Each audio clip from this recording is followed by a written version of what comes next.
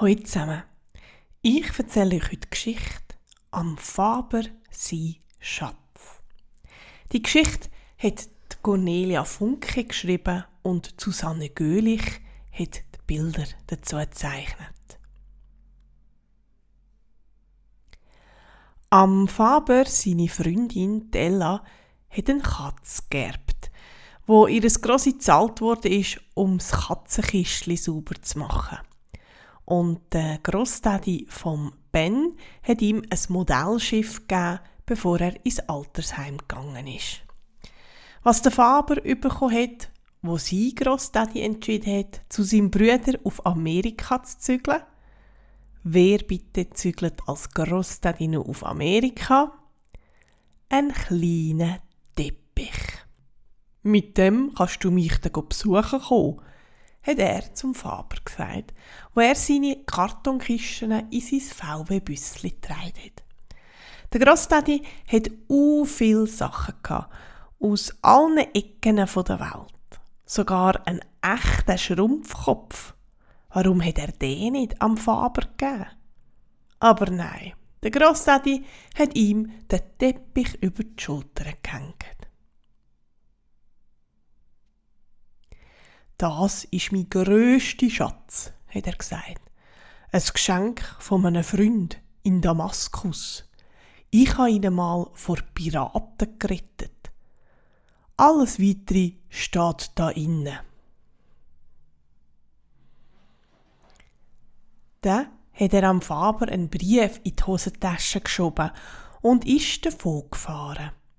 Und der Faber ist da gestanden mit einem alten Teppich und hat den Grossdaddy ganz fest vermisst. Auch wenn er erst gerade fortgefahren ist.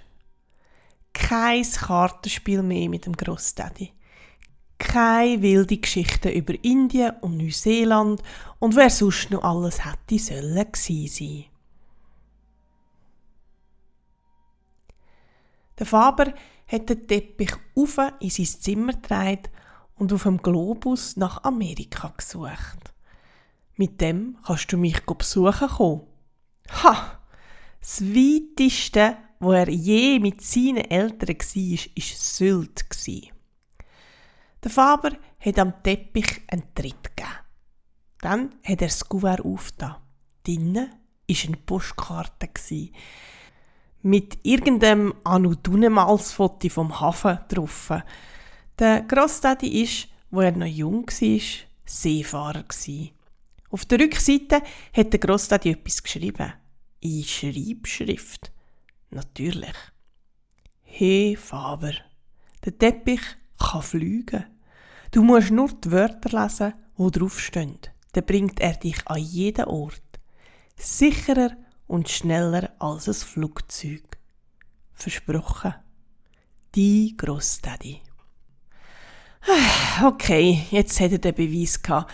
Der Daddy hat recht gehabt. Der Grossdaddy hat nicht mehr alle Tassen im Schrank gehabt. Der Faber hat den Teppich angeschaut. Wörter? Das sind doch nur Blumen drauf und ein paar Schnörkel. Oder sind das vielleicht Buchstaben? Soll er die seiner Lehrerin zeigen? Nein, die glaubt sicher nicht an fliegende Teppich. Die glaubt ja nicht einmal an Ausserirdische. Neben ihm hat der Kamil gewohnt. Es war zwar ziemlich streng, den Teppich überzutragen, aber am Kamil, seine Mami, ist aus Marokko gekommen. Das ist nicht weit weg von Damaskus. Auf jeden Fall auf dem Globus. «Nein, so schreibt meine Mami nicht», hat der Kamil gesagt. Er hat auch nicht an fliegende Teppich geglaubt. Aber er ist mitgekommen, wo der Faber sich auf den Weg zum Hafen gemacht hat. Schliesslich hört man dort immer 1000 Sprachen. Der Grossdaddy war viel mit dem Faber dort. «Schau einmal all die Leute an, Faber», hat er immer gesagt. «Alle Farben, von Milch bis Bitterschoki. So farbig ist die Welt. Vergiss das nie.» Das paar Kinder haben bei den Containern geshootet. Auch ein Mädchen war dabei.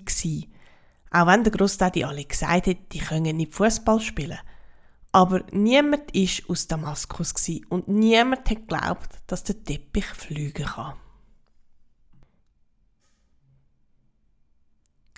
Trotzdem sind alle mit zum Imbiss gekommen, wo sich nach dem Feierabend alle Matrosen getroffen haben.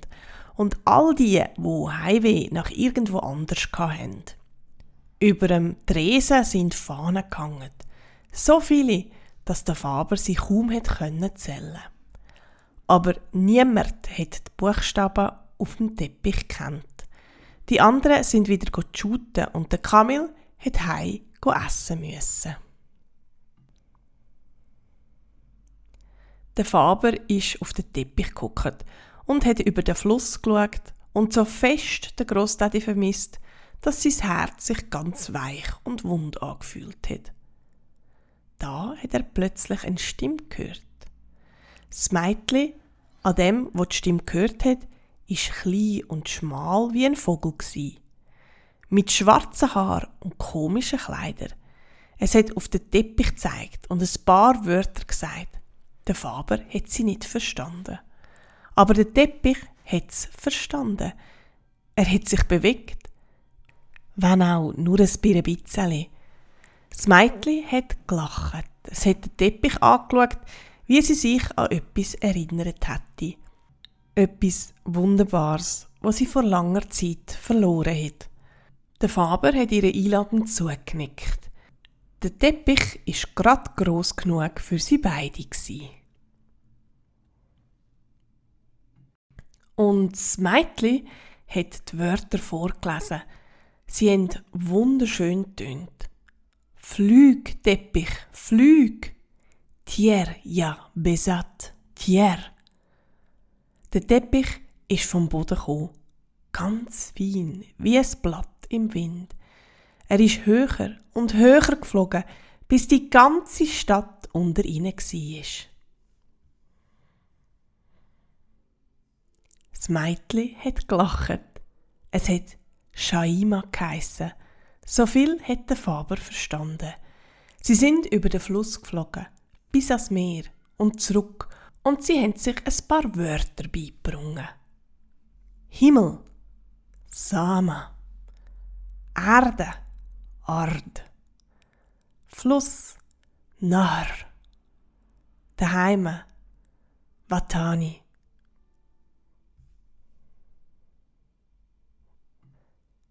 Watani, daheim. Das Wort hat Shaima traurig gemacht. Sie hat am Teppich verboten, dort hinzufliegen, aber er hat sie an viele andere Orte geflogen. Der Grossdaddy hat also recht gehabt. Die Welt ist farbig. Wie ein Teppich aus 1000 Fäden. Weiss, Abjad. Gelb, Asfar, hat Shaima geflüstert. Blau, Aksrak. Grün, Akdar, hat sie geflüstert. Alle Farben von dieser Welt. Sie haben die wunderbarsten Tiere auf ihrer Reise gesehen und Menschen in allen Hautfarben. Sie sind geflogen und geflogen. Aber wie das mit Zauberteppich so ist, am Schluss ist kaum ein Tag vergangen gewesen, auch wenn sie um die halbe Welt geflogen sind. Der Faber und Shaima haben das sehr praktisch gefunden. Von dort an sind sie viel in der Nacht geflogen. So haben sich ihre Eltern keine Sorgen machen. Oder sie sind gleich nach der Schule aufgebrochen und sind heimgekommen, bevor es dunkel wurde ist.